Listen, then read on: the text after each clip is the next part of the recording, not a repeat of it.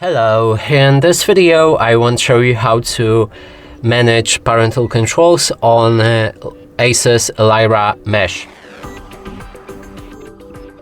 And to do this, first we'll need to click on the Family tab inside ASUS router app. Then we can set different profiles. There's a profile for preschooler, school-aged child, or teen and adult. Now we're gonna go for the adult. We need to click on I agree.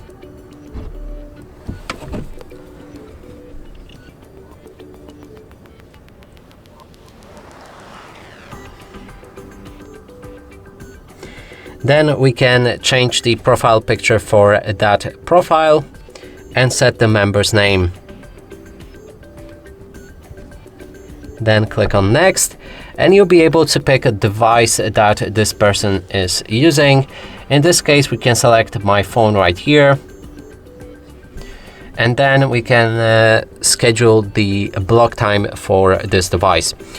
When we activate it, we can change it for each day of the week, and when you click on that day, you can set different hours when the Wi-Fi will be blocked.